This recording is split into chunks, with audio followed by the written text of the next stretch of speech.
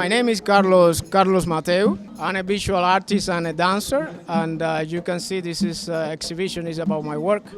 I define my work, my style as a pop geometric. I mean, it's a combination of my experience as a mechanical drawing, graphic design, silk screen with the separation of layer. I mean, this blend is a blend of my experiences. This piece is called Destiny Number 2, and it's based on a performance I did with my first dance partner. Then she used to lead a dance company, Araitos Performance Work, and she wanted me to be part of this piece. And then as a performer, as a visual artist, I always go back and forward. After the piece, I decided to use images of that performances and recreate it into my art work. Visual artwork, and of course we have limitation when we are performing and we cannot add elements that we would like to add, and then I added in my paintings. To talk about the big piece over there, I call it my fantastic forest. I was inspired by my fantastic jungle by Henry Rousseau, but this is not a jungle. There are no wild animals there. This is more like a forest in the way of the elements and that I use for the composition. There are three pieces, and in that piece I represented myself, things related with me, things related with my personality. I'm playing with period of time, so I'm representing myself in the late 1800s, during the time we were fighting in Cuba for the independence war, and there are symbolism that are related to that. The middle piece is my partner, Christine. And then I was representing elements that I feel like are related to her personality. She's like the goddess of natural resources. She's coming from the water. She's the one who has the natural resources that I use symbolism of alchemia that represent water, fire, air. And then the other piece is my son, Julian. And he played the piano since he was 5 years old. That's his own piano. And I want him to be connected with nature. He's a teenager. He has his own fantasies. He's my prince. He's wearing a cape. He's wearing a crown. And I want him to learn from nature. And then I use some animals that he can learn from. I mean, the owl, I use the snake, I use a goat. And so that's my fantastic forest. And I'm going to expand it. I'm going to make the mural even bigger, longer, and I'm going to start adding more pieces.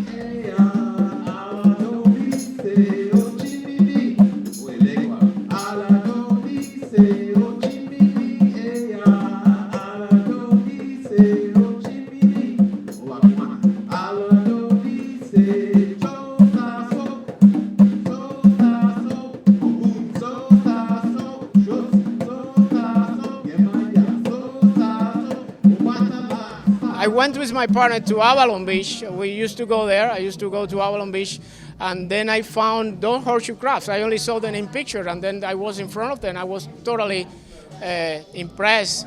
And then I started collecting the ones that were dead. The ones that were alive, I took them back to the sea.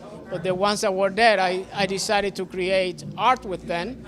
And then after that, I started to read about horseshoe crabs, and I decided to work with organizations, and they help to protect this type of species.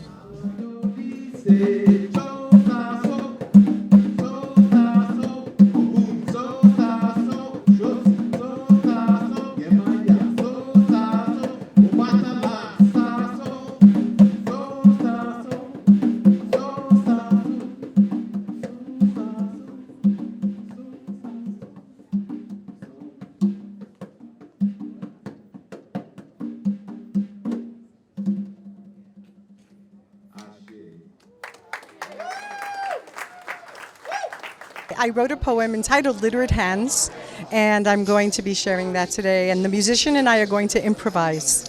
So let's see what happens. We're going to have some fun with it. Yeah, so part of it is I received a Poet Laureate Fellowship through the Academy of American Poets, thanks to the Mellon Foundation's funding.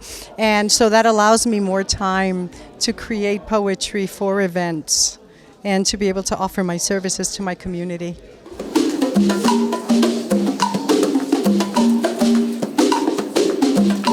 Beats like percussive beats have been with us since the earth began. themselves punctured by circumstance, by natural evolution, by time's revolution, by the way the elements dance.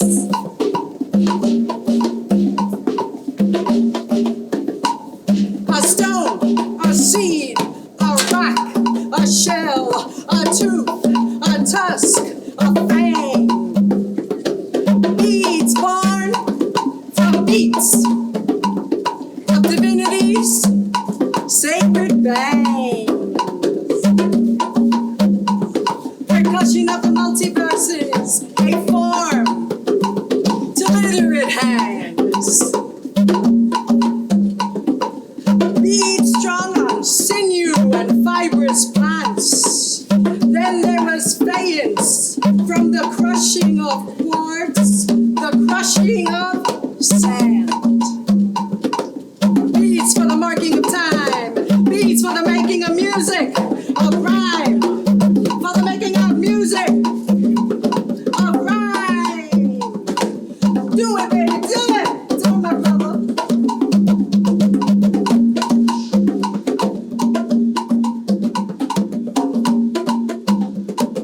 Beads of prayer and meditation, beads of trade and exaltation, beads of sacraments and celebration, beads as contracts and decoration. Beaded blessings of initiation, beads as symbol and metaphor, beads like percussive beats, immortal gifts flung from heaven's indigo doors. Salty beads cling to algae of the seas, pearls born of pain, no sorrow, as a single grain that bores insidiously. Mermaids beat the eyes of the dead into rosaries of prayer for more buckled days ahead. Beads of honey and pollen, gift from the labor of bees. Beads of sugar that weeps from trees. Beads of sugar that weep from trees. Beads of grain, beads of rice, beads of sun, beads of ice. Beads of innocent blood roll towards justice denied. Beads from exploited brows fall noticed by the few, their countless benefit to all. Beads of memory is all that we are. Among the bees of planets, among the beaded garlands of stars, beads we are. We are the strongest when strung together by loyalty and love. Golden strings are seldom blood. Beads of light fall gently upon darkness in the heart. Our strong experiences teach us who we've been and teach us who we are. Teach us who we've been and teach us who we are.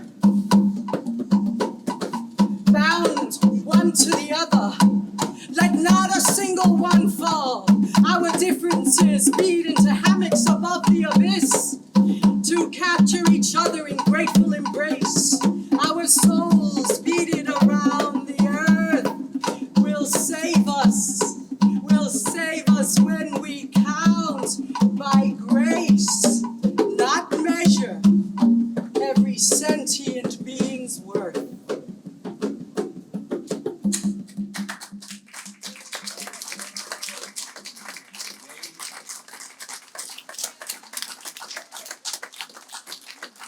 got inspired by Lauren's beading and the meanings of beading throughout many cultures and throughout the world. The meanings of beading in terms of religion and ritual and decoration and all of the myriad of ways that beads are integral to all of our lives, and we don't even think about it. We think of beads as like some insignificant little thing, but they're not. And sometimes we use them for the most intimate things like initiation, prayer, ritual. So I'm very excited because I've known Lauren for over 30 years and we're really close friends, and this is the first show that she's ever had. So I'm very excited about it and very excited for her, and I was inspired by her. I'm inspired by her love, I'm inspired by her friendship, and I'm inspired by her wanting to learn about colonialism through the making of these flags. That was what propelled her to want to do this particular series of flags, is that she wants to learn the history of colonization and liberation of every country she's beading.